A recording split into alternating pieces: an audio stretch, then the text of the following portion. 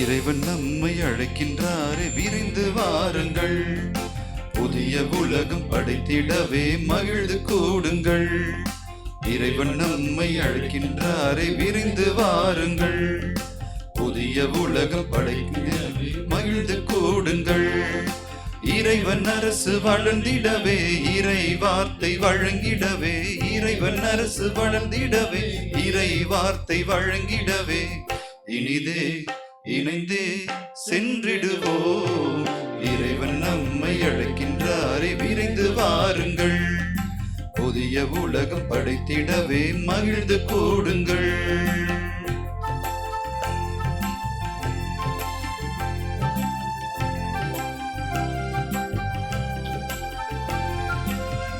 தாயின் கருவினிலே நம்மை தெரிந்தெடுத்தார். அவரின் கைகளிலே நம் பெயரை பொறித்து வைத்தார். தாயின் கருவினிலே நம்மை தெரிந்தெடுத்தார். அவரின் கைகளிலே நம் பெயரை பொறித்து வைத்தார். அவரில் நம்மை அர்ப்பணம் செய்ய மனித மாண்பு மண்ணில் உயர. அவரில் நம்மை அர்ப்பணம் செய்ய மனித மாண்பு மண்ணில் உயர. எழுவீர் வருவீர் இயேசு வழியிலே. இறைவன் நம்மை அழைக்கின்றாரே, விரைந்து வாருங்கள். புதிய உலகம் படைத்திடவே மகிழ்ந்து கூடுங்கள்.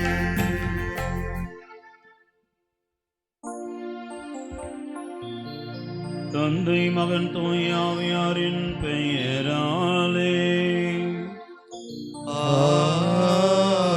ஆமென். நம் ஆண்டவராகிய இயேசு கிறிஸ்துவின் அருளும் கடவுளின் அன்பும் தூய ஆவியாரின் தோழமையும் உங்கள் அனைவரோடும் இருப்பதாக. ஆன்மாவோடும் இருப்பதாக.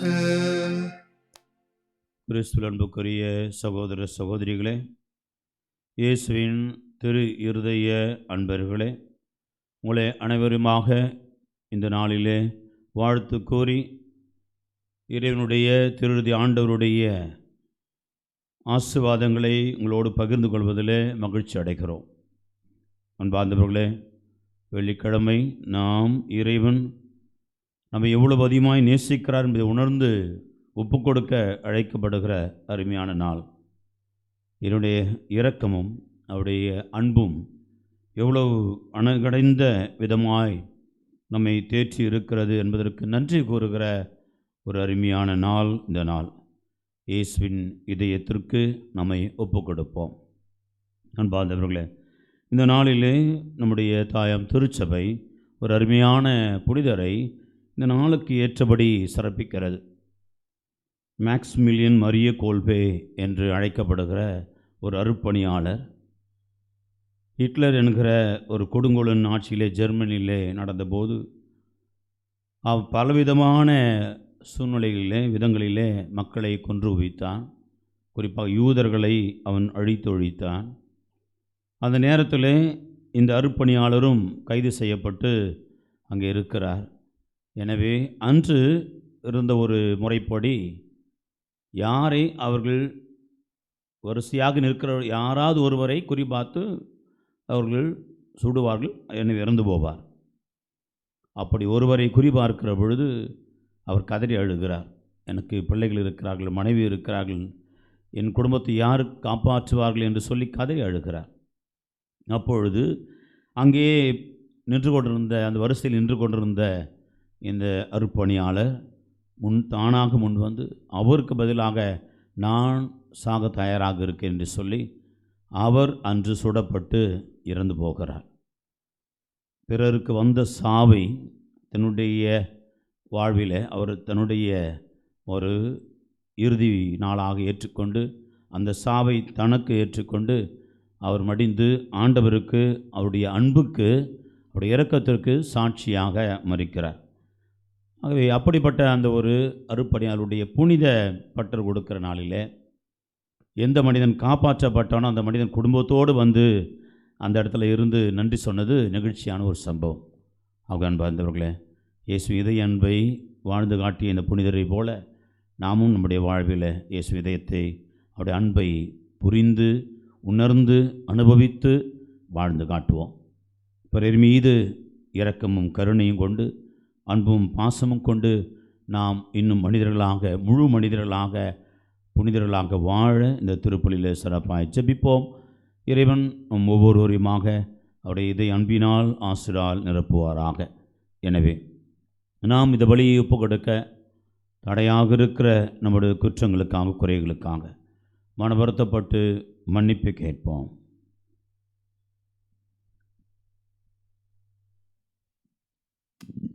எல்லாம் அல்ல இறைவனிடமும் சகோதர சகோதரிகளே, உங்களிடமும் நான் பாவி என்று ஏற்றுக்கொள்கிறேன். ஏனெனில் சிந்தனையாலும் சொல்லாலும் செயலாலும் கடமையில் தவறியதாலும் பாவங்கள் பல செய்தேன். என் பாவமே, என் பாவமே, என் பெரும் பாவமே. ஆகையால் எப்பொழுதும் கன்னியான தூய மரியாதையும் வானதூதர் புனிதர் அனைவரையும் சகோதர சகோதரிகளே, உங்களையும் நம் இறைவனாகிய ஆண்டவரிடம் எனக்காக வேண்டிக் கொள்ள மன்றாடுகிறேன். எல்லாம் இறைவன் மீது இரக்கம் வைத்து நமக்கு குற்றம் குறைகள் எல்லாம் மன்னித்து நம்மை நிலை வாழ்வுக்கு அழைத்து செல்வாராக. ஆமென்.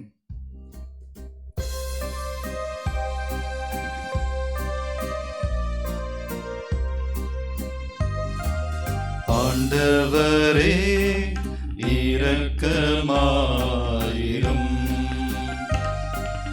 ஆண்டவரே இரக்கமாயிரும்.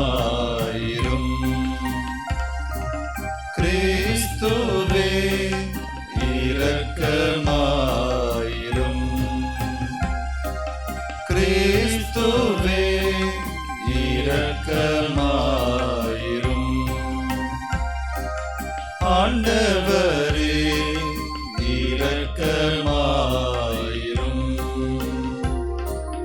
ஆண்டவரே இரக்கமாயிரும். மன்றாடுவோமாக. இறைவார் பணியாளர் மறை சாட்சியமான மேக்ஸ்மிலியன் மரிய கோல்பே கன்னி மரியா மீது கொண்ட அன்பாலும் மனிதரை மீட்புக்கான ஆர்வத்தாலும் பிறர் அன்பாலும் பற்றி அறிய செய்தீரே. அவரது பரிந்துரையால் நாங்கள் நம்முடைய மாட்சிக்காகவும் மக்களின் நன்மைக்காகவும் விடாமுயற்சியோடு ஊழியம் புரிந்து சாகும் வரையும் திருமகனின் விருப்பத்திற்கு ஏற்ப வாழ இரக்கத்துடன் எங்களுக்கு அருள் புரிவீராக. உமோடு தூயாவியாரின் ஒன்றைப்பில் இறைவனாய் என்றென்றும் வாழ்ந்து ஆட்சி செய்கின்ற அவர் வழியாக உம்மை மன்றாடுகின்றோம்.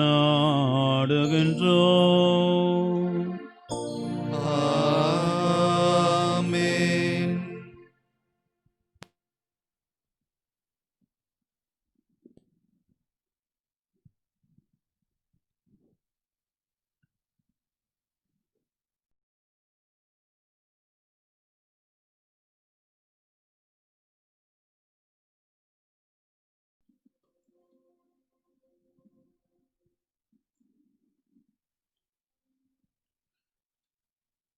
என் மாட்சி உன்மேல் பட உன் அழகு நிறைவுற்று விளங்கிற்று.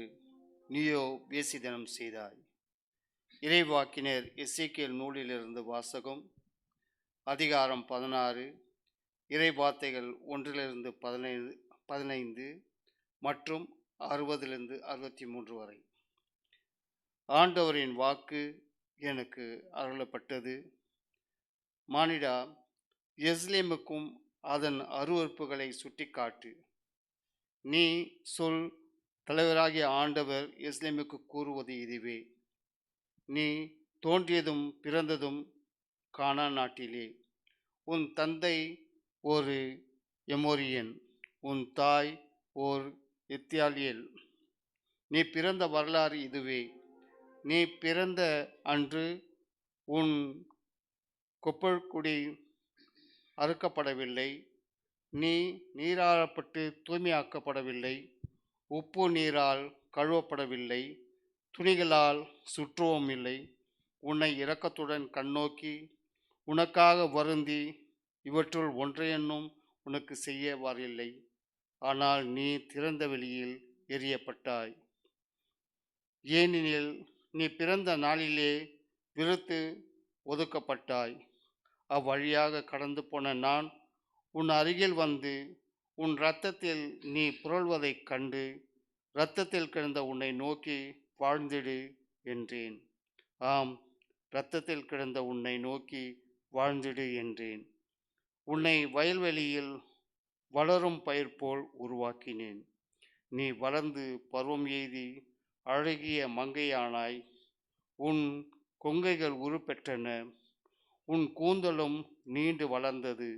ஆயினும் நீ ஆடையின்றி திறந்த மீனியாய் நின்றாய். அவ்வழியாக கடந்து போன நான் உன்னை நோக்கினேன். அப்போது நீ காதல் பருவத்தில் இருந்தாய். நான் என் ஆடையை உன்மேல் விரித்து உன் திறந்த மேனியை மூடினேன். உனக்கு உறுதிமொழி தந்து உன்னோடு உடன்படிக்கை செய்தேன். நீயும் என்னுடையவள் ஆனாய் என்கின்றார் தலைவராகிய ஆண்டவர். நான் உன்னை நீராட்டி உன் மேலிருந்து இரத்தத்தை கழுவி துடைத்து உனக்கு எண்ணெய் பூசினேன். பூப்பின்னல் உடையால் உன்னை உடுத்தி தோல் காலணிகளை உனக்கு மாட்டி மெல்லிய துகிலை உனக்கு அணிவித்து நார் பட்டால் உன்னை போத்தினேன். அணிகலன்களால் உன்னை அழகு செய்தேன். கைகளுக்கு காப்பும் கழுத்திற்கு சங்கிலியும் விட்டேன். மூக்குக்கு மூக்குத்தியும் காதுக்கு தோடுகளும் தலையில் அழகிய மணிமுடியும் அணிவித்தேன். பொன்னாலும் வெள்ளியாலும் நீ அணிய செய்யப்பட்டாய். நார்பட்டு மெல்லிய துயிலும் பூ பின்னல் ஆடையும் உன் உடைகள் ஆயின. மாவும் தேனும் எண்ணெயும் உன் உணவாயின. நீ மிக மிக அழகு வாய்ந்தவளாய் அரசு தகுதி பெற்றாய். உன் அழகின் காரணமாக உன் புகழ் வேற்றினத்தாலேயே பரவிற்று. என் மாட்சி உன் மேல்பட உன் அழகு நிறைவுற்று விளங்கிற்று என்கின்றார் தலைவராகிய ஆண்டவர். நீயோ உன் அழகில் நம்பிக்கை வைத்து உன் புகழை பானமாக வைத்து விலைமகளாகி வருவோர் போரிடம் எல்லாம் வேசிதனம் செய்தாய். ஆயினும் உன் இளமையின் நாள்களில் உன்னோடு செய்த உடன்படிக்கை நினைவு கூர்ந்து என்றுமுள்ள உடன்படிக்கையை உன்னோடு செய்வேன். நீ செய்ததை எல்லாம் நான் மறந்துவிடும்போது நீ அவற்றை எல்லாம் நினைத்து வெட்கி இழிவு மிகுதியால் உன் வாயை ஒருபோதும் திறக்க மாட்டாய் என்கின்றார் தலைவராகிய ஆண்டவர். இது ஆண்டவர் வழங்கும் அருள்வாக்கு. இறைவனுக்கு நன்றி.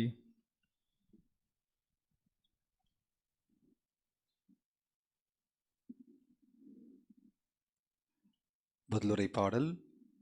பல்லவி. ஆண்டவரே, உம் சினம் தணிந்து எனக்கு ஆறுதல் அளித்துள்ளீர். ஆண்டவரே, உம் சினம் தணிந்து எனக்கு ஆறுதல் அளித்துள்ளீர்.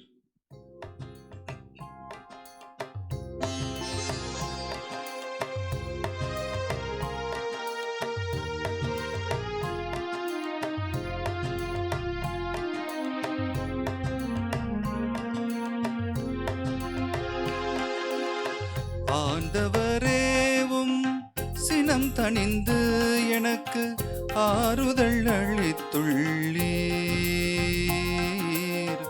ஆறுதல் அளித்துள்ளீர். ஆண்டவரே, உம் சினம் தணிந்து எனக்கு ஆறுதல் அளித்துள்ளீர். ஆறுதல் அளித்துள்ளீர். ஆண்டவரே, உம் சினம் தணிந்து எனக்கு ஆறுதல் அளித்துள்ளீர். ஆறுதல் அளித்துள்ளீர். ஆண்டவரே, உம் சினம் தணிந்து எனக்கு ஆறுதல் அளித்துள்ளீர். ஆறுதல் அளித்துள்ளீர். இறைவன் என் மீட்பர், அவர் மேல் நம்பிக்கை வைக்கின்றேன். நான் அஞ்ச மாட்டேன். ஆண்டவரை ஆற்றல், அவரையே பாடுவேன். என் மீட்பும் அவரே. மீட்பருளும் ஊற்றுகளிலிருந்து நீங்கள் அகமகிழ்வோடு தண்ணீர் முகந்து கொள்வீர்கள். அகமகிழ்வோடு தண்ணீர் முகந்து கொள்வீர்கள். ஆண்டவரேவும் சினம் தணிந்து எனக்கு ஆறுதல் அளித்துள்ளீர், ஆறுதல் அளித்துள்ளீர். ஆண்டவரேவும் சினம் தணிந்து எனக்கு ஆறுதல் அளித்துள்ளீர், ஆறுதல் அளித்துள்ளீர்.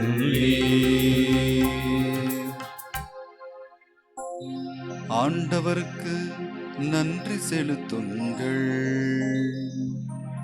அவர் திருப்பெயரை போற்றுங்கள். மக்களிடங்களிடையே அவர் செயல்களை அறிவியுங்கள். அவர் திருப்பெயர் உயர்க என பறைசாற்றுங்கள், திருப்பெயர் உயர்க என பறைசாற்றுங்கள். ஆண்டவரேவும் சினம் தணிந்து எனக்கு ஆறுதல் அளித்துள்ளீர், ஆறுதல் அளித்துள்ளீர். ஆண்டவரேவும் சினம் தணிந்து எனக்கு ஆறுதல் அளித்துள்ளீர், ஆறுதல் அளித்துள்ளீர்.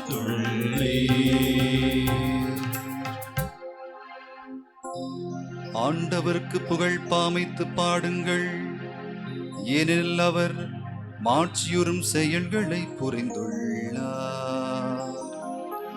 அனைத்துலகும் இதை அறிந்து கொள்வதாக.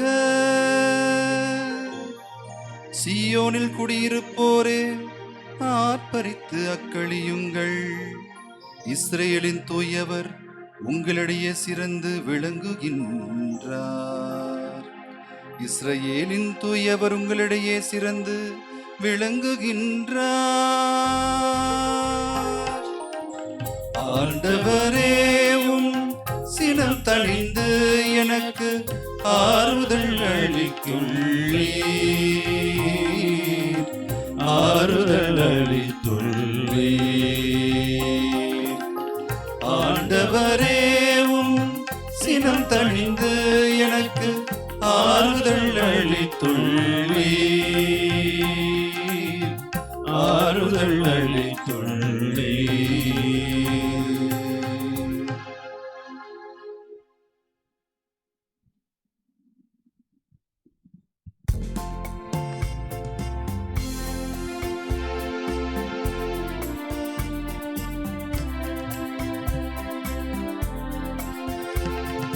Alleluia, alleluia, alleluia, alleluia, alleluia, alleluia, alleluia, alleluia.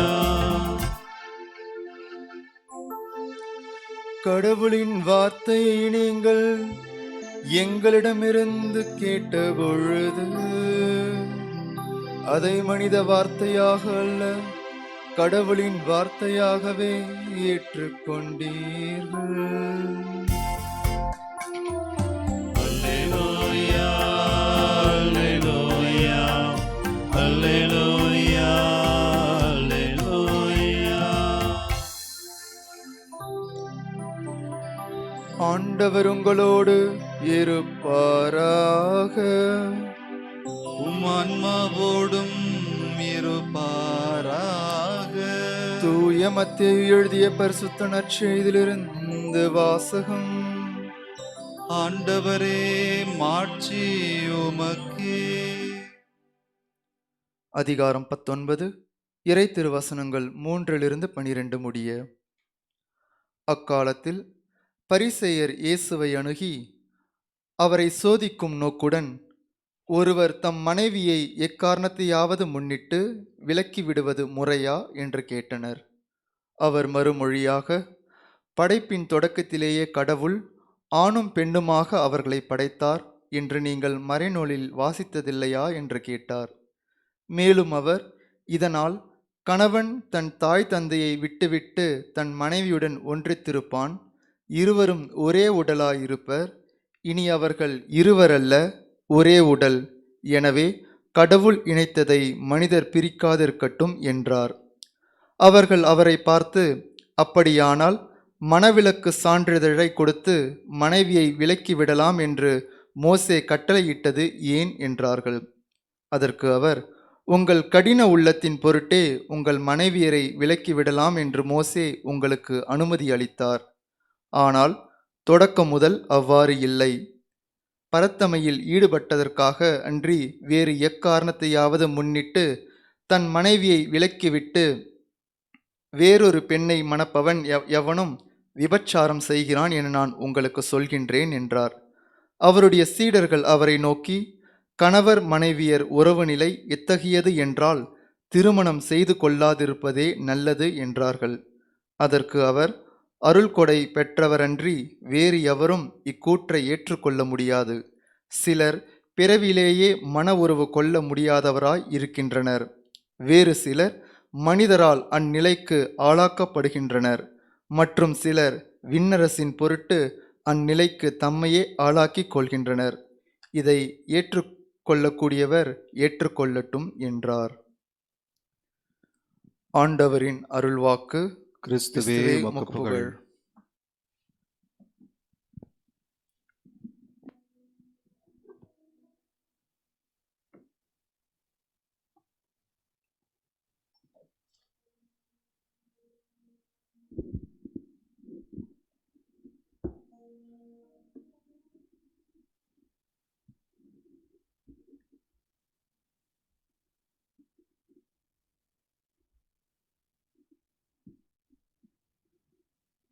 கிறிஸ்துவில் அன்புக்குரிய சகோதர சகோதரிகளே,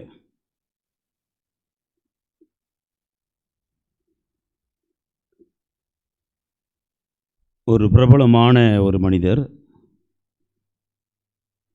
தனக்கு விவாகரத்து வேண்டும் என்று சொல்லி நீதிமன்றத்துக்கு செல்கிறார். நீதிமன்றத்தில் வழக்கு பதியப்படுகிறது. தனக்கும் தன் மனைவிக்குமாக விவாகரத்து. எனவே பத்திரிகையாளர்களெல்லாம் சூழ்ந்து கொண்டு அவரிடத்தில் ஒரு கேள்வி கேட்கிறார்கள். நீங்கள் விவாகரத்து பெறுவதற்கான காரணம் என்ன? உங்களுக்கும் உங்கள் மனைவிக்கும் என்ன பிரச்சனை? ஏன் விவாகரத்துக்காக வழக்கு பதிவு செய்திருக்கிறீர்கள்? இதுதான் கேள்வி. அப்பொழுது அந்த மனிதர் சொன்னார், அவள் என் மனைவி. என் மனைவியை பற்றி நான் உங்களிடத்திலே சொல்ல வேண்டிய அவசியம் இல்லை. நான் என் மனைவியை பற்றி எதுவும் கூறுவதற்கு இல்லை என்று சொல்லிவிட்டு போய்விட்டார். சில மாதங்கள் கடந்தது. அந்த கோர்ட் வழக்குகள் எல்லாம் முடிந்தது. விவாகரத்தும் கொடுக்கப்பட்டது. இப்பொழுது மீண்டுமாக பத்திரிகையாளர்கள் சூழ்ந்து கொண்டார்கள். விவாகரத்து பதிவு செய்தபோது கேட்டபோது சொன்னீங்க உங்களுடைய மனைவி, எனவே உங்கள் மனைவி பற்றி எதுவும் சொல்ல முடியாது என்று சொல்லிவிட்டீர்கள். சரி, இப்போது உங்கள் மனைவி இல்லை, அவங்க விவாகரத்து செய்யப்பட்ட ஒரு பெண். ஆகவே மனைவி இல்லாத அவரை பற்றி நீங்கள் சொல்ல வேண்டும். இப்பொழுது சொல்லுங்கள், அந்த பெண்ணுக்கு உங்களுக்கு என்ன பிரச்சனை? இப்பொழுது மீண்டுமாக இந்த நபர் சொன்னார், என் மனைவி இல்லாத ஒருவரை பற்றி பேசுவது அநாகரிகம். என் மனைவி இல்லாத ஒரு பெண்ணை பற்றி நான் பேசுவது அது எனக்கு கண்ணியமாக இருக்காது. எனவே நான் இன்னொரு பெண்ணை பற்றி பேசுவதற்கு எனக்கு உடன்பாடில்லை, நான் பேச மாட்டேன் என்று சொல்லிவிட்டு போய்விட்டார். அன்பார்ந்தவர்களே, இன்று நம்முடைய குடும்பங்களிடையே நிலையை நாம் சற்று சிந்திக்கவே இன்றைய 2 வாசகங்களும் அழைக்கப்படுகிறது. முதல் வாசகத்தை எசேக்கியேல் புத்தகம், அதில் பார்த்திங்கன்னா மன உறவு, காதல், அப்புறம் வேசித்தனம் இது அதிகமாக வருது. இன்னொரு பக்கம் நற்செய்தியில் பார்த்திங்கன்னா கணவன் மனைவி உறவு நிலை, அதில் விவாகரத்து, பரத்தமை என்று சொல்லி அதுவும் வருகிறது. இந்த 2 இன்றைய நாளுக்குரிய 2 வாசகங்கள். நம்முடைய குடும்ப நிலையை பற்றி சற்று சிந்திப்பதற்காக அழைக்கிறது. நாம் எப்படி நம்முடைய குடும்பங்களிலே வாழ்ந்து கொண்டிருக்கிறோம், என்ன செய்து கொண்டிருக்கிறோம் என்பதை பற்றி சற்று சிந்திக்கவே அழைக்கிறது. நாம் இந்த சம்பவத்திலே பார்த்த அந்த ஒரு நபர், அன்புக்கு இன்றைய நாளில் நிறைய குடும்பங்களுடைய பிரச்சனை கண்ணியம் தவறுவது அல்லது பிரமாணிக்கம் தவறுவது. கண்ணியம் தவறுவதுன்னா என்ன? தன்னுடைய மனைவியை பற்றியோ தன் கணவனை பற்றியோ அடுத்தவரிடத்தில் தவறாக பேசாமல் இருப்பது கண்ணியம் காத்தல். ஒருவேளை தவறே செய்திருந்தாலும் கூட அந்த தவறை நான் எந்த விதத்திலும் அடுத்தவரிடத்தில் சொல்லி பெரிதுபடுத்தி என்னை நியாயப்படுத்தி கொள்ளாமல் இருப்பதுதான் கண்ணியம் காத்தல். அடுத்து பிரமாணிக்கம், உண்மையோடு இருத்தல், தன் மனைவியோடு அல்லது தன் கணவனோடு உண்மையோடு இருக்கிற வாழ்வு. இந்த ரெண்டுமே என்னுடைய நாளில் நிறைய குடும்பங்களில் இல்லாமல் இருக்கிறது, குறைந்து இருக்கிறது என்று தான் சொல்ல முடியும். ஏன் அப்படின்னு சொன்னால், அதற்கு என்ன வேண்டும் என்று சொன்னால் அவர் ஆழ்ந்த அன்பு இருக்க வேண்டும். கணவன் மனைவியிடையே ஒரு ஆழ்ந்த அன்புறவு இருக்கிற பொழுது நிச்சயமாய் இந்த கண்ணியமும் இருக்கும், இந்த பிரமாணிக்கமும் இருக்கும். இல்லை என்று சொன்னால் வழக்கமாக என்ன நடக்குது நம்ம குடும்பங்களில் அப்படின்னு சொன்னால், ஏதாவது சின்ன பிரச்சனை வந்துட்டால் தன்னை நியாயப்படுத்துவதற்காக அல்லது ஏதாவது தன்னை இன்னும் சரி என்னுடைய நிலைமை சரி என்று சொல்வதற்காக எவ்வளவு தூரம் அவங்களை அசிங்கப்படுத்த முடியுமோ, கேவலப்படுத்த முடியுமோ, அவங்களை அவமானப்படுத்த முடியுமோ அப்படி தான் செய்கிறோம். அது எங்கிருந்து வரும்னு தெரியாது. கணவன் மனைவியாகத்தான் வாழ்ந்து கொண்டிருப்பார்கள். ஏதோ ஒரு சின்ன பிரச்சனை வந்துடுச்சு நடுவில், எங்கே போகும் அவங்க அப்பா அம்மா, அவங்க தாத்தா பாட்டி, அவங்க சந்ததி, அவங்க ஊர், அவன் இருந்த இடம் எல்லாவற்றையும் பட்டியல் போட்டு இழுத்து அங்கே தான் ஆரம்பிக்கும். சொல்லுவாங்க, என்ன வேணால் எது வேணால் சொல்லுங்கள், என் குடும்பத்தை பற்றி, என் அப்பா அம்மா பற்றி சொன்னேன், என் அண்ணனை பற்றி சொன்னேன், அப்புறம் நடக்கிறத வேறு ஆரம்பிக்கும். அவ்வளோதான். அப்போது ஒரு வாக்குவாதம், ஒரு பிரச்சனை என்று வருகிற பொழுது அடுத்தவரை முந்திக்கொண்டு கேவலமாக மோசமாக அவமானப்படுத்தி அசிங்கப்படுத்தி நினைப்பதனுடைய காரணம் என்ன செய்கிறோம்? அன்புக்குரியவர்களே, என்ற காலகட்டங்களில் நிறைய குடும்பம் என்ன நினைக்கிறாங்கன்னா, நிறைய பணம் இருக்கிறது, வசதி இருக்கிறது, அழகு இருக்கிறது, நல்ல நகை இருக்குது, அப்புறம் பொருள் சொத்து இருக்குது, வீடு வசதி இருக்குது. நிறைய பேர் சொல்கிறத கேள்விப்படுறேன், என்னுடைய மனைவி நல்லா வச்சிருக்கிறேன், இதெல்லாம் இருக்கிறதுனால என் மனைவி நல்லா வச்சு, என் கணவன் நல்லா இருக்கிறாரு. அதுவல்ல ஒரு குடும்பத்தினுடைய அடிப்படையான தேவை.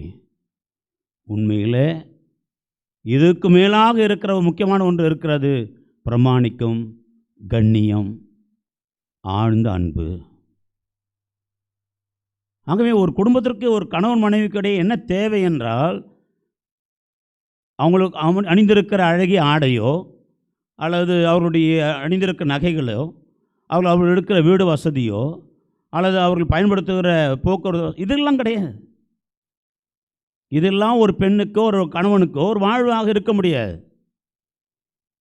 பிரமாணிக்கமோடு கண்ணியத்தோடு வாழ்ந்து ஆழ்ந்த அன்பை பகிர்ந்து கொள்கிற ஒரு கணவன் மனைவி ரோட்டில் பிளாட்ஃபார்மில் இருந்தால் கூட அவங்க தான் உயர்ந்தவங்க. அவங்க தான் உண்மையிலே தன்னுடைய வாழ்வை, குடும்ப வாழ்வை வாழ்ந்து கொண்டிருக்கிறார்கள். மற்றவங்களாம் போலியா அப்படியே எல்லாருக்கு முன்னாடியும் குடும்பத்தை ஓட்டினுக்கிறோம். குடும்பமாக வாழ்வது கிடையாது, ஓட்டுறோம், குடும்பத்தை ஓட்டுறோம். நிறைய பேர் சொல்லுவாங்க, ஏதோ ஓடுது, அது பாட்டும் ஓட்டிங்கிறோம், வேறு வழி இல்லாமல் ஓட்டிங்கிறோம் அப்படின்னு சொல்லுவாங்க நிறைய. ஆக நம்முடைய குடும்பங்கள் என்ன என்று சற்று சிந்திக்கவே என்று அழைக்கப்படுகிறது. அன்பார்ந்தவர்களே, மார்க்கு நற்செய்தி 7ஆம் அதிகாரம் 18வது வசனம், அதிலிருந்து வாசித்து பார்த்தீங்கன்னா, எனக்கு எப்பொழுதும் ஆச்சரியமூட்டுகிற காரியம், ஏன் கணவன் மனைவியாக இருக்கிறவங்க ஒரு சின்ன பிரச்சனை வந்துன்னா ஒரு அசிங்கப்படுத்தி கொள்கிறார்கள், அவமானப்படுத்தி கேவலப்படுத்தி கொள்கிறாங்க என்பது தான். அதுதான் ஆண்டவர் சொல்கிறாரு, மார்க்கு 7:18-23. ஆண்டவர் சொல்கிறாரு, அவர்களிடம், நீங்களுமா இந்த அளவுக்கு புரிந்து கொள்ளாமல் இருக்கிறீர்கள்? வெளியிலிருந்து மனிதனுக்குள்ளே செல்லும் எதுவும் அவர்களை தீட்டுப்படுத்த முடியாது என உங்களுக்கு தெரியாதா? ஏனென்றால் அது அவர்களுடைய உள்ளத்தில் நுழையாமல் வயிற்றுக்கு சென்று கழிப்பிடத்திற்கு போய்விடுகிறது என்றார். இவ்வாறு அவர் எல்லா உணவுப் பொருளும் தூயதென்று குறிப்பிட்டார். அடுத்ததுதான் முக்கியமானது. மேலும் மனிதருக்கு உள்ளே இருந்து வருவதே அவர்களை தீட்டுப்படுத்தும். ஏனெனில் மனித உள்ளத்திலிருந்தே பரத்தமை, களவு, கொலை, விபச்சாரம், பேராசை, தீச்செயல், வஞ்சகம், காமவெறி, பொறாமை, பழிப்புரை, செருக்கு, மதிகேடு ஆகியவற்றை செய்ய தூண்டும் எண்ணங்கள் வெளிவருகின்றன என்று சொல்லப்படுது. அப்போது ஒரு பிரச்சனையில் வந்தால் என் கணவனை பற்றியோ மனைவி பற்றியோ அங்கே அசிங்கமாக கேவலமாக அங்கே சொல்லப்படுன்னு சொன்னால், அப்போ மனசில் என்ன இருக்குது? இதுதான் இருக்குது, இந்த கெட்டது தான் இருக்குது. அப்போ என்ன இல்லை? அன்பு, ஆழ்ந்த அன்போ, ஒரு பிரமாணிக்க உறவோ, கண்ணியமான வாழ்வோ இல்லை. அப்போ அடிமனசுக்குள்ளே என்ன இருக்குதோ அதுதான் வெளியே வருது. ஆண்டவர் சொல்கிறார், உடைய உள்ளத்தில் என்ன வைத்திருக்கிறாய் அது வெளியே வருகிறது, அவ்வளோதான். ஆகவே உன் உள்ளத்தில் ஆழ்ந்த அன்பு இல்லாதனாலே, உன் உள்ளத்தில் பிரமாணிக்கம் இல்லாதனாலே அந்த அன்புக்குரிய வார்த்தை வரவில்லை. இன்றைய முதல் வாசகத்தில் பார்க்குறோம். ஆண்டவர் சொல்கிறார், முதல் வாசகத்தில் ஆண்டவர் அந்த இஸ்ராயல் மக்களை பற்றி ஒரு பெண்ணாக உருவம் செய்து அந்த பெண்ணுக்குரிய அந்த ஒரு காரியங்கள் எல்லாம் பட்டியலிடுகிறார். மிக அருமையாக இருக்குது, வாஸ்தவம் இல்லையா? அப்போ கடைசியாக சொல்கிறாரு, இவ்வளவு தவறு செய்திருக்கிறாய், ஆயினும் கூட நான் இதை மறந்துடுவேன். நான் இதை மறக்கும் பொழுது நீ நான் தான் கடவுள் என்று உணர்ந்து வெட்கி போவாய், வாய் பேச முடியாமல் நிற்பண்ணி அப்படின்னு சொல்கிறார். அப்படிப்பட்ட ஒரு கண்ணியமான ஒரு ஆழ்ந்த அன்பை கணவன் மனைவியிலே, குடும்ப உறவிலே வெளிப்படுத்த என்று நாம் அழைக்கப்படுவோம். ஆகவே இன்று சற்று சிந்தித்து பார்ப்போம். நம்முடைய ஒரு கேள்வி கேட்டு பார்ப்போம், என் உள்ளத்தில் என்ன இருக்குது? குடும்ப வாழ்க்கையிலே ஈடுபட்டிருக்கிற ஒவ்வொரு சகோதரனும் சகோதரியும் சற்று சிந்தித்து பார்ப்போம், என் உள்ளத்தில் என்ன இருக்கிறது? உண்மையிலே அன்பு, ஆழ்ந்த அன்பு, ஒரு பிரமாணிக்கும் கண்ணியம் என் உள்ளத்தில் இருக்கிறதா? அதை வைத்து உண்மையிலே நான் குடும்ப வாழ்க்கையை மகிழ்ச்சியோடு வாழ்ந்து கொண்டிருக்கிறேனா என்று சற்று சிந்தித்து பார்ப்போம். எபேசியருக்கு எழுதிய திருமுகம் 3வது பிரிவு 17வது வசனம். எபேசியர் 3:17 அதிலே சொல்லப்படுகிறது, உங்கள் உள்ளங்களில் குடிகொள்வதாக அன்பே உங்கள் வாழ்வுக்கு ஆணிவேரும் அடித்தளமாய் அமைவதாக. ஆகவே நம்முடைய அன்பு, நம்முடைய வாழ்க்கையினுடைய அடித்தளம், ஆணிவேர் எங்கே இருக்கணும்னா அன்பு தான். அதுதான் நம்மளுக்கு அடிப்படையாகவும் ஆணிவேராகவும் இருக்க வேண்டும் என்று பவுல் எபேசியர் திருமுகத்தில் அழைக்கிறார். இதுக்கு ஒரு சிறந்த உதாரணம், நல்லா அதை புரிஞ்சுக்கணும்னு சொன்னால் தொடக்க நூலுக்கு போகலாம். நம்ம தொடக்க நூலில் 3ஆம் அதிகாரம் 11வது வசனத்திலிருந்து 12 வரை உள்ள வசனத்தில் வாசிக்கிறோம். ஆண்டவர் ஆதாமை கூப்பிட்றார். ஆதாம், நீ எங்கே இருக்கிறாய்? அவன் சொன்னான், ஆண்டவரே நான் ஆடை இல்லாமல் ஒளிஞ்சுன்னு இருக்கிறேன் ஆண்டவர். அப்பொழுது ஆண்டவர் என்ன சொல்லுகிறார் அப்படின்னு சொன்னால், நீ ஆடை இன்றி இருக்கிறாய் என்று உனக்கு சொன்னது யார்? நீ உண்ணக்கூடாது என்று நாம் விலக்கிய மரத்திலிருந்து நீ உண்டாயோ என்று கேட்டார். அப்பொழுது அவன் பதிலை பாருங்கள், அதான் முக்கியமானது. என்னுடன் இருக்கும்படி நீர் தந்த அந்த பெண் மரத்தின் கனி எனக்கு கொடுத்தால் நானும் உண்டேன் என்றான். ஆனால் இதே ஆதாம் கொஞ்ச நேரத்தில் இந்த 2ஆம் அதிகாரம் 23வது வசனத்தில் சொல்கிறான். என்ன சொல்கிறான்னா, ஆண்டவர் அவன் ஒரு பெண்ணாக உருவம் செஞ்சு அவன் கொண்டாந்து நிற்க வச்ச உடனே ஆள் ரொம்ப மயங்கி சொல்கிறார். அவர் என்ன சொல்கிறாரு? இதோ இவளே என் எலும்பின் எலும்பும் சதையும் சதையுமாக இருக்கிறார். ஒரு காதல் கவிதையை பாடுறான். அதுதான் முதல் காதல் கவிதையாக இருந்திருக்கும். என் எலும்பின் எலும்பும் சதையும் சதையுமாக இருக்கிறார். அவ்வளோ தூரம் அப்படியே பார்த்து அந்த பெண்ணை பார்த்து ஏற்றுக்கொண்டு அவன் ஒரு காதல் பாட்டே பாடுறான். ஆனால் ஒரு பிரச்சனைன்னு வந்த பிறகு, ஆண்டவர் ஆண்டவர்களை மாட்டிக்கிட்டோன்னு வந்த பிறகு உடனே என்ன பண்ணுறான்? நீர் கொடுத்த அந்த பெண் எனக்கு துணையாக, அதுவும் எல்லாம் உன் பிரச்சனையா, நீ தான், நான் சும்மா தான் இருந்தேன், நான் அக்காடான்னு கிடந்தேன். இந்த நிறைய பேர் சொல்லுவாங்க வீட்டில், நான் கல்யாணம் வேணான்னு சொன்னேங்க, எங்கள் அம்மா இருந்துச்சு, எங்கள் அப்பா இருந்தானே, ஒன்று இந்த சனியை உடனே என் தலையில் கட்டி விட்டு நான் படுற வேதனை இருக்குது. இல்லை எவ்வளோ பேர் சொல்லியிருப்போம், நொந்திருப்போம். எப்படியா விட்டு நான் சும்மா கடந்திருப்பேன், நான் ரொம்ப அப்படியே அமைதியாக கடந்திருப்பேன். நீ எனக்கு துணையாய் கொடுத்த அந்த பெண் இந்த காரியத்தை செய்தால் அப்போது என்னன்னா, அவன் அழகிலே மயங்கி இருக்கிறான், துணையை நாடி இருக்கிறான், காதல் கொண்டு இருக்கிறான், ஆனால் அன்பு வளரல. நிறைய பேருடைய வாழ்க்கை பார்த்து பார்த்து லவ் பண்ணுவாங்க, பல வருஷம் லவ் பண்ணி கல்யாணம் பண்ணுவாங்க, அடுத்த வருஷமே டைவர்ஸ் ஆகிடுவாங்க. ஏன்னா காதல் இருக்கிறது, அந்த காதல் அன்பாய் கனிந்து ஆழ்ந்த ஒரு அன்பாய் மாறி ஒரு பிரமாணிக்க உறவாய் மாறவில்லை. எனவே தான் அப்படிப்பட்ட உறவுகள்லாம் மிக சீக்கிரமே காணாமல் போகிறது. அங்கே ஆதாமுக்கு அதான் நடந்துச்சு. அழகிலே மயங்கி இருக்கிறான், காதல் வசம் பட்டிருக்கிறான், அந்த பெண்ணை துணையாய் கொண்டு நாடி இருக்கிறான், எல்லாம் நடந்திருக்கிறது. ஆனால் ஆழ்ந்த அன்பு இல்லாததுனால அவனுக்கு யாரோ ஒரு பெண் என்று சொல்லுகிற அளவுக்கு அவன் மாறி போகிறான். ஏன், என்ன காரணம் அன்பார்ந்தவர்களே?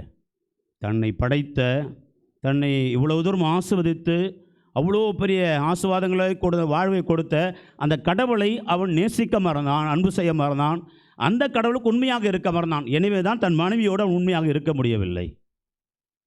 அந்த கடவுளை நேசிக்க முடியாத ஒரு மனிதனால் தன்னுடைய மனைவியை முழுமையாக நேசிக்க முடியவில்லை. இதுதான் உண்மை.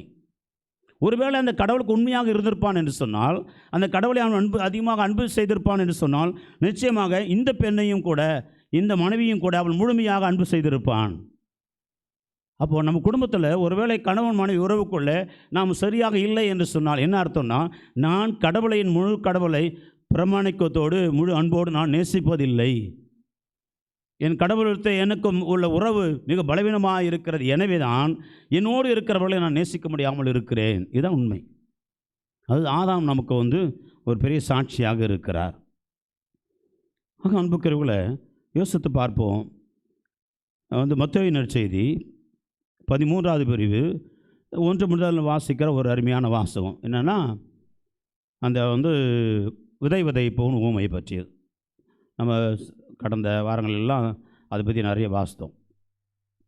அதில் பார்த்திங்கன்னா சொல்லப்படுகிறது, பாறை மீது விழுந்த விதை ஞாபகம் வரும்.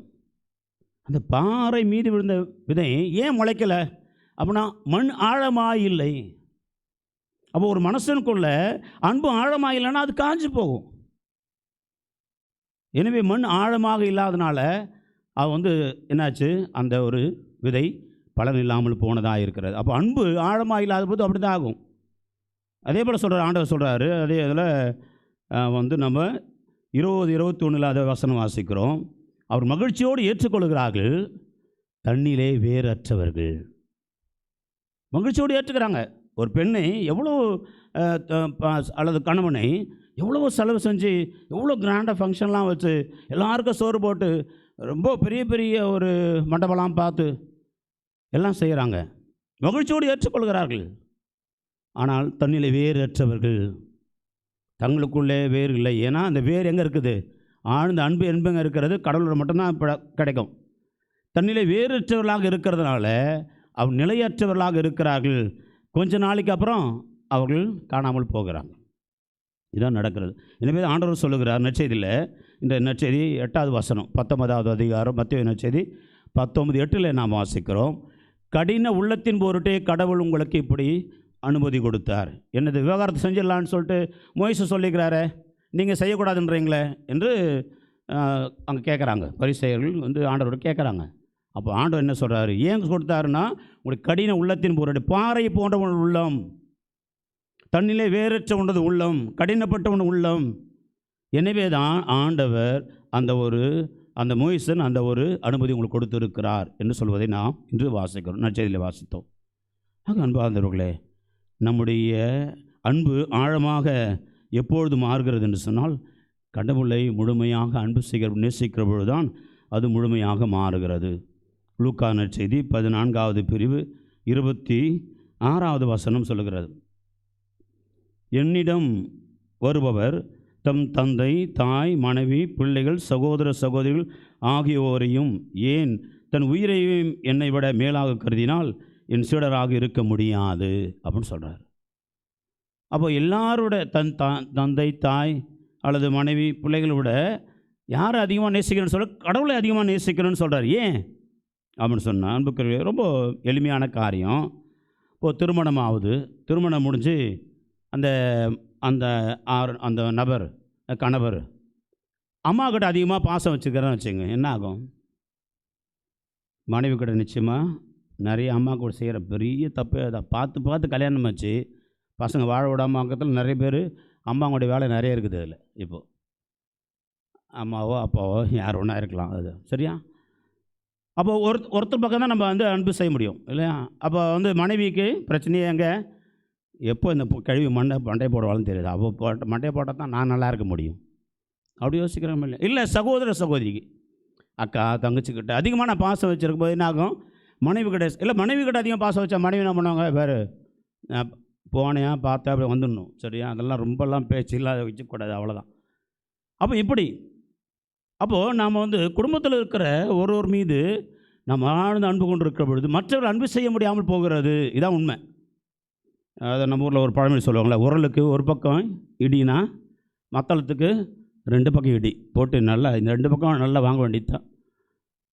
நிறைய பேருடைய பாட்டு அப்படி தான் நாராக கிழிஞ்சு போகுது இல்லையா? ரொம்ப திண்டாட்டம் நிறைய பேருடைய வாழ்க்கையில்.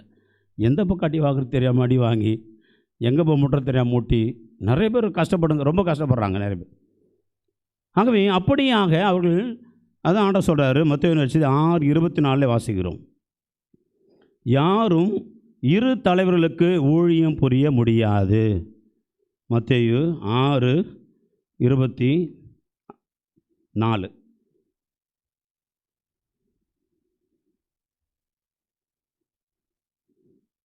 எவரும் இரு தலைவர்களுக்கு பணிவிடை செய்ய முடியாது. ஏனெனில் ஒருவரை வெறுத்து மற்றொருவர் அன்பு கொள்வார். நடக்குதா இல்லை? நம்ம குடும்பத்தில் யாராவது நம்ம ஒருவரை அதிகமாக மனைவியோ அல்லது தாயோ அல்லது சகோதர அதிகமாக நேசிக்கிறவர் என்ன நடக்குது? ஒருவரை வெறுத்து மற்றவரிடம் அதிக அன்பு கொள்வார், அல்லது ஒருவரை சார்ந்து கொண்டு மற்றவரை புறக்கணிப்பார். இதான் நடக்குது. ஆண்டவர் சொல்கிறார். அப்போ என்ன செய்யணும்? அதான் ஆண்டவர் சொல்கிறாரு, எல்லாவற்றுக்கும் மேலாக என்னை நேசிக்க கற்றுக்கோ. அதான் சொல்கிறார், என்னை விட தன் தாய் தந்தை சகோதர யாரை நேசித்தாலும் எனக்கு ஏற்றவன் அல்ல. அப்போது ஏன் ஆண்டவர்கிட்ட நம்ம நேசிக்கணும் அப்படின்னு சொன்னால், அன்புக்குரியவர்களே, அவர் அதிகமாக நேசிக்கிற பொழுது உண்மையாக இருக்குதுன்னா என்னன்னு அவர் சொல்லிக் கொடுப்பார். ஏன்னா அவர் உண்மையுள்ளவர், அவர் மன்னிப்பு உள்ளவர், அவர் ஆழ்ந்த அன்பு கொண்டு இருக்கிறவர், அவர் நம்பிக்கைக்குரியவராக இருக்கிறவர், அவர் பிரமாணிக்கமாக இருக்கிறவராக இருக்கிறவர், தியாகம் செய்யக்கூடியவராக இருக்கிறவர். எனவே கடவுளை அதிகமாக நேசிக்கிற பொழுது நான் என் மனைவியை மட்டுமல்ல, என்னுடைய கணவனை மட்டுமல்ல, என்னுடைய தாய் தந்தையை மட்டுமல்ல, யாரை வேண்டுமானாலும் நான் முழுமையாக நேசிப்பதற்கான வல்லமை எனக்கு அங்கே தான் கிடைக்கும். நான் முழுமையாக நேசிப்பதற்கான ஒரு பலன் எங்கே கிடைக்கும்? நான் கடவுளை நேசிப்பதனால் மட்டுமே கிடைக்கும். அந்த அன்பு, அந்த மன்னிப்பு, அந்த இரக்கம், அந்த கருணை, அந்த பிரமாணிக்கம், அந்த உண்மை நான் கடவுளிலிருந்து பெற்றுக்கொள்ளாவிடில் நிச்சயமாக என் குடும்பத்தில், என் குடும்ப உறவுகளிலே நான் இதை வாழ்ந்து காட்டவே முடியாது. எனவே தான் ஆண்டவர் சொல்லுகிறார், என்னுடன் கற்றுக்கொள்ளுங்கள். சுமை சுமந்து சுதந்திர சொல்லும்போது சொல்கிறார், என்னுடைய கற்றுக்கொள்ளுங்கள், எனக்கு கனிவும் மனத்தாழ்மையும் உடையவன் என்று சொல்லி ஆண்டவர் மத்தேயு 11 சொல்லுகிறதை நாம் பார்க்கிறோம். அங்கே அன்பார்ந்தவர்களே, யோசித்து பார்ப்போம். இன்றைய முதல் வாசகத்தில் என்ன பிரச்சனை பாருங்கள். அங்கே உடல் அழகின் மீது அந்த பெண் நம்பிக்கை வைத்ததாக, புகழிலே நாட்டம் கொண்டதாக, கெட்ட நடத்தையில் ஆர்வம் கொண்டதாக, சிறுக்கு திமிர் பிடித்தவளாக, உன் இளமையின் நாட்கள் நினையாது போனது. உன்னுடைய இளமையில் எப்படி இருந்ததுன்னு கூட தெரியாமல் பழசெல்லாம் மறந்து போனதுனால, போதுமான பணம் பொருள் உன்னிடம் இருந்ததுனால காம வெறியிலே நீ ஆடினாய், வேசித்தனம் செய்தாய் என்று சொல்லப்படுகிறது.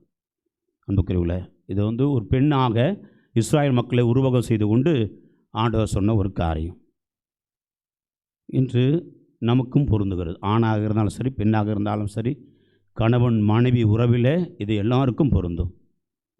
ஆனால் உண்மையிலே இந்த ஆண்டவரை நாம் அதிகமாக நேசிக்கிற மக்களாக இருக்கிற பொழுது, அடுத்தவருடைய, அது மனைவியாக இருக்கட்டும், கணவனாக இருக்கட்டும், பிள்ளைகளாக இருக்கட்டும், அவருடைய பலவீனங்களை நாம் மூடி மறைத்து, அவருடைய பலவீனங்களை நாம் மன்னித்து ஏற்றுக்கொண்டு, அவருடைய பலவீனங்களை ஆதரவு அவரோடு இருந்து அவர்களை தேற்றி வழிநடத்தி நாம் அவர்களை நாம் பத்திரமாக பாதுகாத்து கொள்ளுமே தவிர, அவர்கள் பலவீனங்களை அசிங்கப்படுத்தி, அவமானப்படுத்தி, கேவலப்படுத்தி, அவர்களை சின்னாபனமாக்கி நாம் அவர்கள் நடுத்தவர்களை நிற்க வைக்க மாட்டோம்.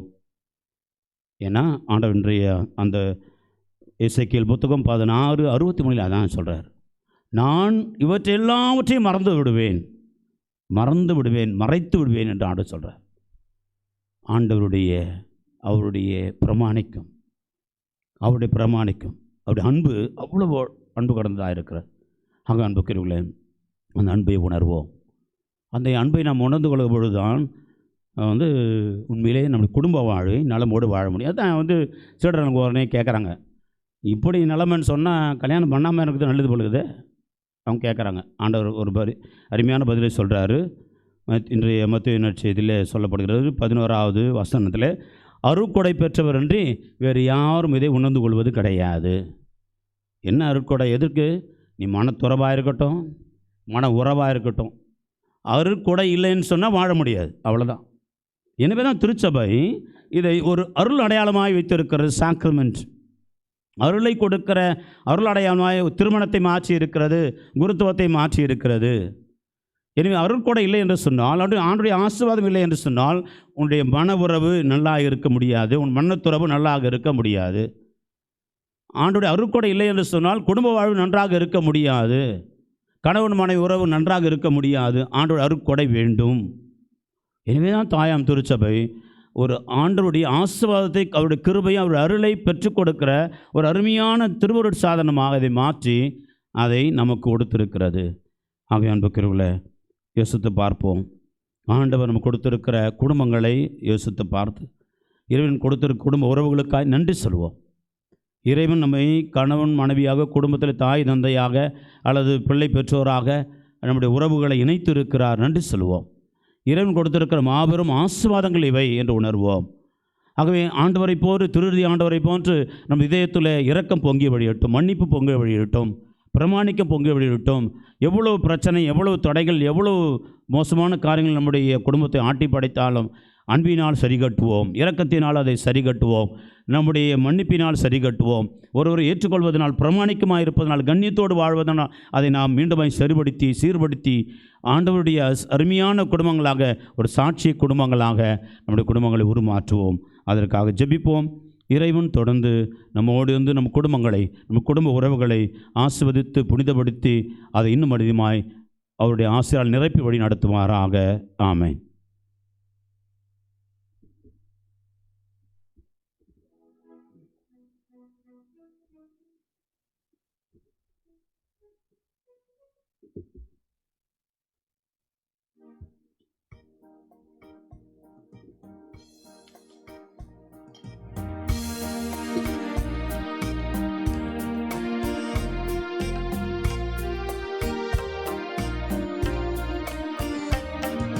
கொடுப்பதன் இன்பம் பெறுவதில் இல்லை, தந்தேன் என்னையே அன்புடனே.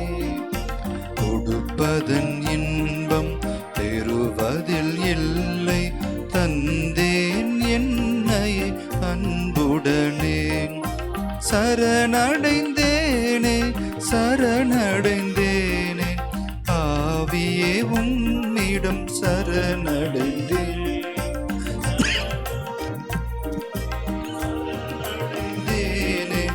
ஆவியே உம்மிடம் சரணடைந்தேன்.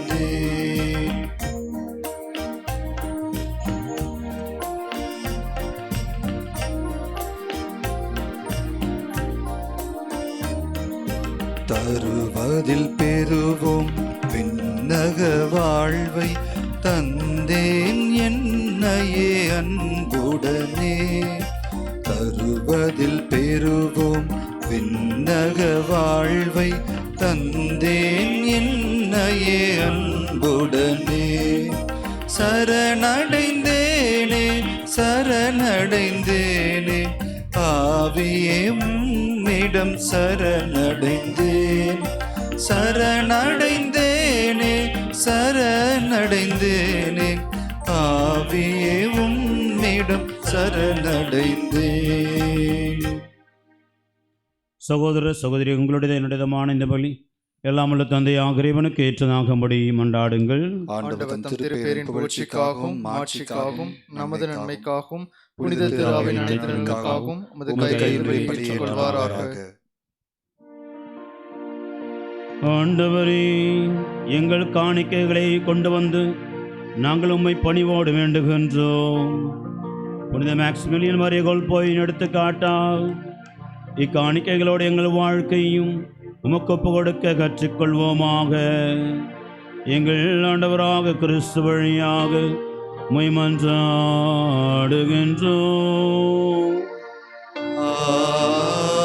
ஆமென்.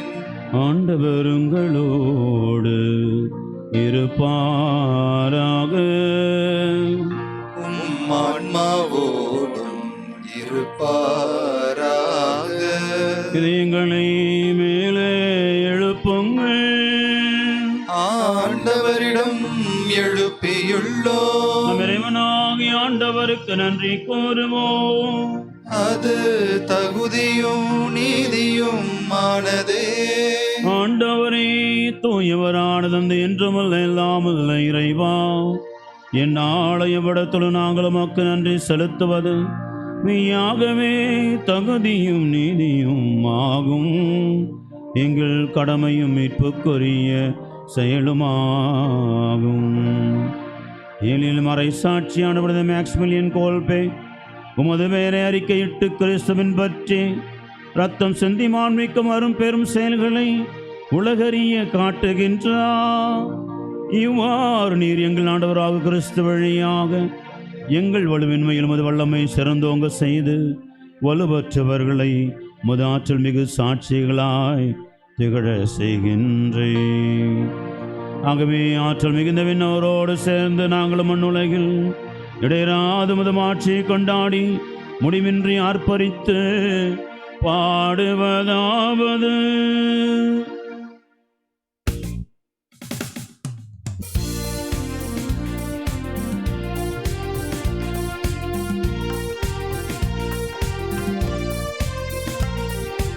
தூயவர் தூயவர் தூயவர் வான்படைகளின் கடவுளம் ஆண்டவர். விண்ணகமும் மண்ணகமும் உமது மாட்சியால் நிறைந்துள்ளன. உன்னதங்களிலே ஓசன்னா, உன்னதங்களிலே ஓசன்னா. ஆண்டவர் பெயரால் வருகிறவர் ஆசி பெற்றவரே. உன்னதங்களிலே ஓசன்னா, உன்னதங்களிலே ஓசன்னா. ஆண்டவரே, மெய்யாகவே தூயவர், தூய்மை அனைத்திற்கும் ஊற்று. ஆகவே நம்முடைய ஆவியை பொழிந்து காணிக்கைகளை தூய்மைப்படுத்த வேண்டுகிறோம்.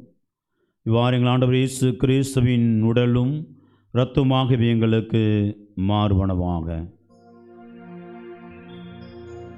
அவர் பாடுபட உளம் கனிந்து தம்மை கையளித்த போது அப்பத்தை எடுத்து நன்றி செலுத்தி அதை விட்டு தம் சீடருக்கு அளித்து அவர் கூறியதாவது: அனைவரும் இதிலிருந்து பெற்று உண்ணுங்கள், ஏனெனில் இது உங்களுக்காக கையளிக்கப்படும் என் உடல்.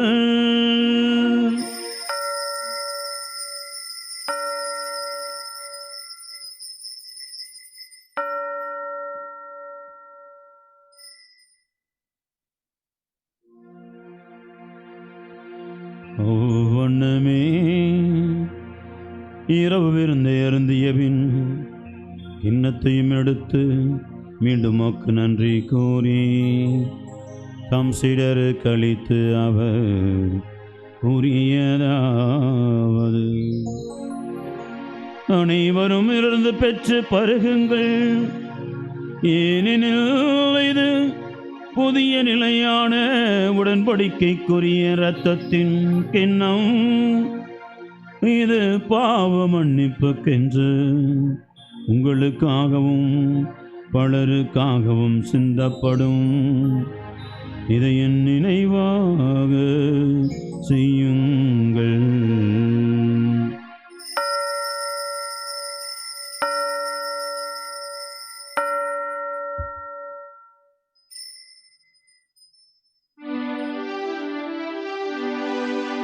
நம்பிக்கையின் மறை பொருள்.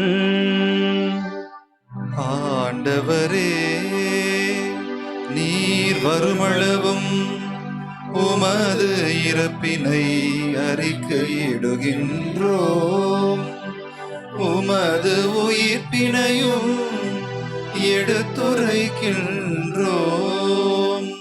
ஆகவே ஆண்டவரே, நாங்கள் கிறிஸ்து இறப்பையும் உயிர்ப்பினை கூர்ந்து வாழ்தரும் அப்பத்தை மீப்பள்ளி கிண்ணத்தை ஒப்புக் கொடுக்கின்றோம். உம் திரும்ப நின்று முக்கூழியம் புரிய தகுந்தவர்களை ஏற்றுக்கொண்டீர். எனவே உமக்கு நன்றி செலுத்துகின்றோம். மேலும் கிறிஸ்துவின் உடலில் இரத்தத்துள்ளும் பங்குள்ள எங்களை தூய் ஆவியார் ஒன்று சேர்க்க வேண்டுமென உம்மை தாழ்மையுடன் கொண்டாடுகின்றோம். ஆண்டவரே, உலகெங்கும் பரவியிருக்கும் திரு அவையை நினைவு கூர்ந்தருளும். எங்கள் திருத்தந்தை பிரான்சிஸ், ஓய்வு பெற்ற திருத்தந்தை 16ஆம் ஆசீர்வாதப்பர், எங்கள் பேராயர் ஜார்ஜ், எல்லா திருநிலையினராகிய அனைவரோடும் முத திரு அவை அன்பில் நிறைவு பெற செய்தருளும். மேலும் உயிர்த்து எழும் எதிர்நோக்குடன் துயில் கொள்ளும் எங்கள் சகோதரர் சகோதரிகளையும் இறந்தோர் அனைவரையும் இரக்கத்துடன் நினைவு கூர்ந்து உமது திருமுக ஒளினுள் ஏற்றருளும். எங்கள் அனைவர் மீதும் இரக்கமாயிரும். கடவுளின் கன்னித்தான புனித மரியா, அவருடைய உத்தம கணவராகிய புனித யோசேப்பு, திருத்தூதர்கள், இவ்வுலகில் உமக்கு உகந்தவராய் இருந்த புனிதர்கள், மறைசாட்சிகள், இன்று நாங்கள் கொண்டாடுகின்ற தூய மாக்சிமிலியன் மரிய கோல்பே ஆகிய அனைவருடனும் நாங்கள் நிலை வாழ்வில் பங்கு கொள்ளும் தகுதி பெற்று உம் திருமகன் இயேசு கிறிஸ்து வழியாக உம்மை புகழ்ந்தேத்தும் வரமருள உம்மை மன்றாடுகிறோம். இவர் வழியாக இவரோடு இவரும் எல்லாம் வல்ல இறைவனாகிய தந்தையே, தூய ஆவியாரின் ஒன்றிப்பில் எல்லா புகழும் மாட்சியும் என்றென்றும் உமக்கு உரியதே. ஆமென், ஆமென், ஆமென்.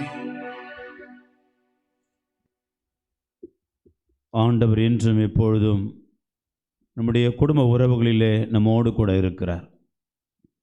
அவரே குடும்ப உறவுகளை ஏற்படுத்தி அவரே ஒரு சான்றாக கணவன் மனைவிக்கிடையே நின்று அவரே இணைத்த அந்த உறவுகள் இன்னுமாய் பலப்பட வேண்டுமாய், அந்த இணைந்த உறவுகள் அர்த்தப்பட வேண்டுமாய், அந்த இணைந்த உறவுகளிலே மகிழ்ச்சியும் சமாதானம் சந்தோஷம் ஏற்பட வேண்டுமாய், ஒரு ஆழ்ந்த அன்பை கொண்டு ஒருவர் பகிர்ந்து வாழ வேண்டுமாய் நாம் இந்த குடும்பங்களை ஒப்புக் கொடுப்போம். குறிப்பாக நம்முடைய ஒவ்வொரு குடும்பங்களையும் நிறைவாய் ஒப்புக் கொடுப்போம். இறைவனே நம்முடைய குடும்பங்களை ஆண்டு கொள்ளவும் தொடர்ந்து வழிநடத்தவும் அவருடைய முழுமையான அன்பினால் ஆசிரால் நம் குடும்பங்கள் நிரப்பப்படவும் கரங்களை விரித்து மன்றாடுவோம். விண்ணுலகில் இருக்கிற எங்கள் தந்தையே, உமது பெயர் தூயதென போற்ற பெறுக, உமது ஆட்சி வருக, உமது திருவுளம் விண்ணுலகில் நிறைவேறுவது போல மண்ணுலகிலும் நிறைவேறுக. எங்கள் அன்றாட உணவை இன்று எங்களுக்கு தாரும். எங்களுக்கு எதிராக குற்றம் செய்தவர்களை நாங்கள் மன்னித்துள்ளது போல எங்கள் குற்றங்களை மன்னியும். எங்களை சோதனைக்கு உட்படுத்தாதேயும், தீயோடு விடுவித்தருளும். ஆண்டவரே, தீமை அனைத்திலும் எங்களை விடுவித்து எங்கள் வாழ்நாளில் அமைதியை கனிவுடரில் மன்றாடுகிறோம். முது இரக்கத்தோடு வேறங்களை பாவத்தொழுது விடுதலை பெற்று யாதொரு கலக்கமின்றி நலமாய் இருப்போமாக. நாங்கள் எதிர்நோக்கி இருக்கும் பேரின்பத்திற்காகவும் மீட்பராக இயேசு கிறிஸ்து வருகைக்காகவும் காத்து இருக்கின்றோம். ஏனெனில் ஆட்சியும் வல்லமையும் ஆட்சியும் என்றுமதே. ஆண்டவராக இயேசு கிறிஸ்துவை அமைதி உங்களுக்கு விட்டு சொல்லுகிறேன், என் அமைதி உங்களுக்கு அளிக்கிறேன் என்று திரு தூதர்களுக்கு முழுந்தீர். எங்கள் பாவங்களை பாராமல் முத்திரு அவையின் நம்பிக்கையை கண்ணோக்கி திருவுளத்திற்கு ஏற்ப அதற்கு அமைதியும் ஒற்றுமையும் அளித்திருள்வீராக. என்றென்று வாழ்ந்து ஆட்சி செய்கின்றவர் நீரே. ஆமென். அவனுடைய அமைதி என்று உங்களோடு இருப்பதாக. ஆன்மாவோடும் இருப்பதாக. இறைவன் தருகின்ற அமைதியை ஒருவர் மற்றவரோடு பகிர்ந்து கொள்வோம்.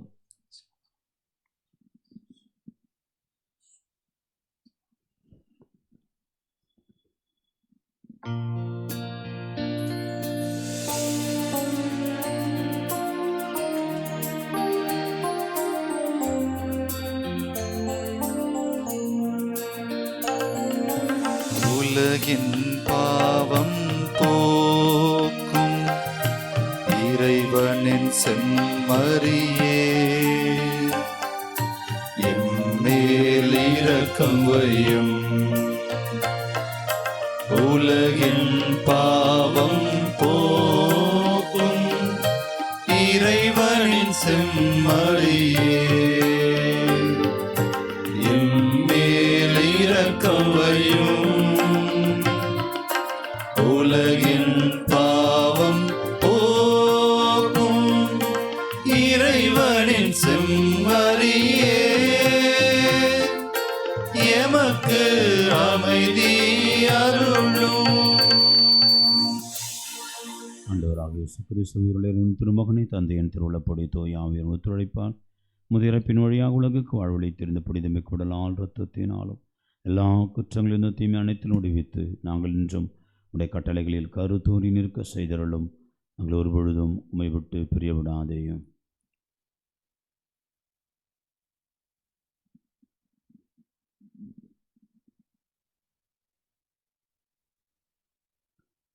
இதோ இறைமகன் இயேசு கிறிஸ்து இந்த குற்றங்கள், பலவீனங்கள், பாவங்கள் எல்லாம் போக்குகின்ற இறைவனின் செம்மறி. இவரை முழுமையாய் நேசிப்பதனால் நம்முடைய குடும்ப உறவுகளை இன்னும் முழுமையாய் நேசிக்க முடியும் என்று சொல்லிக் கொடுக்கிற ஆண்டவர். இவரை போல நம் குடும்ப உறவுகளை நாம் அன்பு செய்ய போதுமான வல்லமை தர நம்மை தேடி வருகிறார். விருந்துக்கு அழைக்கப்பெற்ற நம் அனைவரும் பேறு பெற்றோர். ஆண்டவரே, நீர் என் உள்ளத்தில் எழுந்தள்ளி வர நான் தகுதியற்றவன். ஆனால் ஒரு வார்த்தை மட்டும் சொல்லியலும் என் ஆன்மா நலமடையும். கிறிஸ்துவின் தொடரத்துமை காத்து நிலை வாழ்வு அளிப்பதாக. ஆமென்.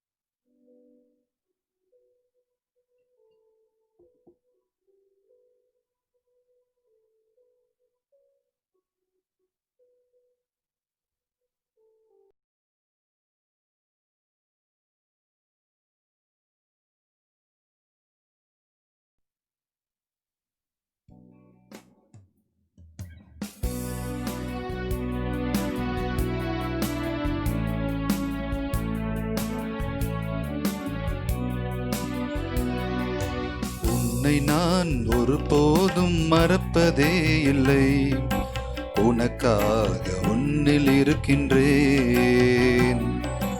உன்னை நான் ஒருபோதும் மறப்பதே இல்லை, உனக்காக உன்னில் இருக்கின்றேன்.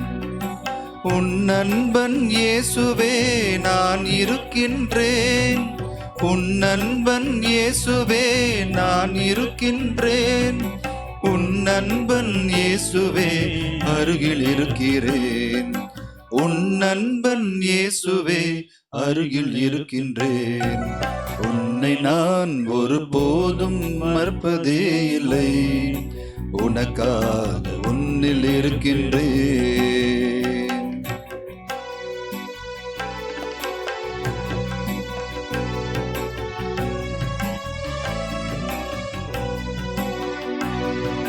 பாவியாய் எனதன்பை மறந்து நீ சென்றாலும்,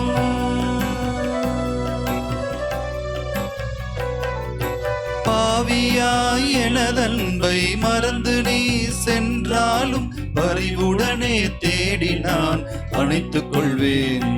உன்னை பரிவுடனே தேடி நான் அணைத்துக் கொள்வேன். உன்னை நான் ஒருபோதும் மறப்பதே இல்லை, உனக்காக உன்னில் இருக்கின்றேன்.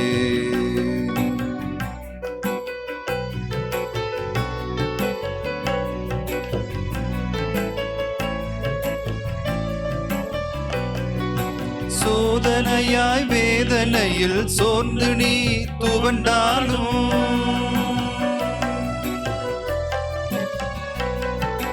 சோதனையாய் வேதனையில் சோர்ந்து நீ துவண்டாலும், அன்னையாய் அரவணைத்து காத்திடுவேன். உன்னை அன்னையாய் அரவணைத்து காத்திடுவேன். உன்னை நான் ஒருபோதும் மறப்பதே இல்லை, உனக்காக உன்னில் இருக்கின்றேன். உன்னை நான் ஒருபோதும் மறப்பதே இல்லை, உனக்காக உன்னில் இருக்கின்றேன். உன் நண்பன் இயேசுவே நான் இருக்கின்றேன். உன் நண்பன் இயேசுவே நான் இருக்கின்றேன்.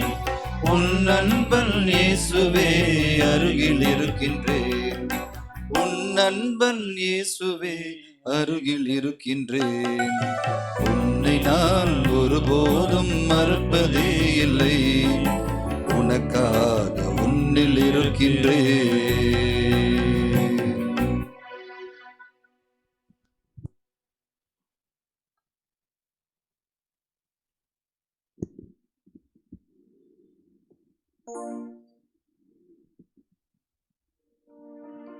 மன்றாடுவோமாக. ஆண்டவரே, உம் திருமகனுடைய உடலால் இரத்தத்தினாலும் ஊட்டம் பெற்ற நாங்கள் உம்மை வேண்டுகின்றோம். புனித மேக்ஸ்மில்லியன் மரிய கோல்பே இந்த விருந்தினால் பெற்றுக்கொண்ட அன்பித்தி எங்கள் உள்ளத்திலும் பற்றி எறிவதாக. எங்கள் ஆண்டவராக கிறிஸ்து வழியாக உம்மை மன்றாடுகின்றோம்.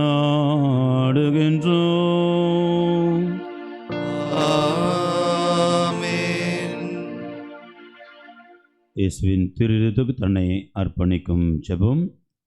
இயேசுவின் அன்பான திருதயமே, என்னை உமக்கு ஒப்புக் கொடுக்கின்றேன். நீதரும் எல்லா வரங்களுக்காகவும் உமக்கு நன்றி கூறுகின்றேன். உம் திருக்கரங்களால் என்னை ஆசீர்வதியும்.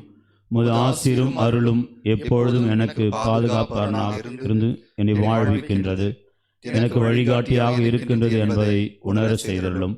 இயேசுவே, உம் அன்பான பிரசனத்தில் எப்பொழுதும் மகிழ்ந்திருக்க வரம் தாரும். உம்மை போல் நானும் பிறரை அன்பு செய்யவும் மன்னிக்கவும் நல் மனதை தாரும். உம் துரிதயத்திலிருந்தும் காயங்களிலிருந்தும் வழியும் திரு ரத்தத்தால் என்னை புனிதப்படுத்தியருளும். என் துன்ப நேரத்தில் எனக்கு ஆறுதலை தந்தருளும். என் பிரச்சனைகளில் நல்ல தீர்வு கிடைக்க உதவி புரியும். என் உள்ளத்திற்கு சமாதானத்தை தாரும்.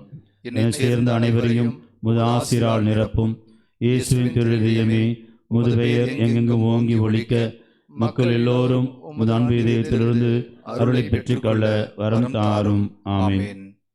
இயேசுவின் மதுரமான திருதயமே, எங்கள் மீது இரக்கமாயிரும். இயேசுவின் மதுரமான திருதயமே, எங்கள் மீது இரக்கமாயிரும். இயேசுவின் மதுரமான திருதயமே, எங்கள் மீது இரக்கமாயிரும். ஆண்டவங்களோடு இருப்பாராக.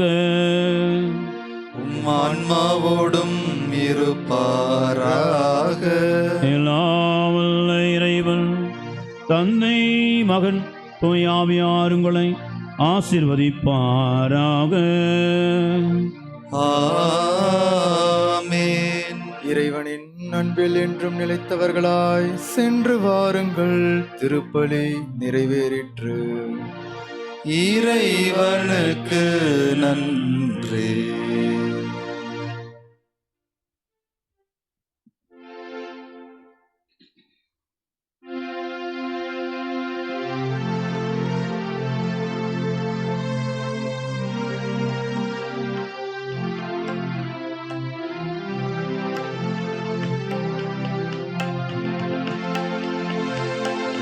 இயேசுவின் திரு இருதயமே, என் முழு நம்பிக்கை உன்மேலே. இயேசுவின் திரு இருதயமே, என் முழு நம்பிக்கை உன்மேலே.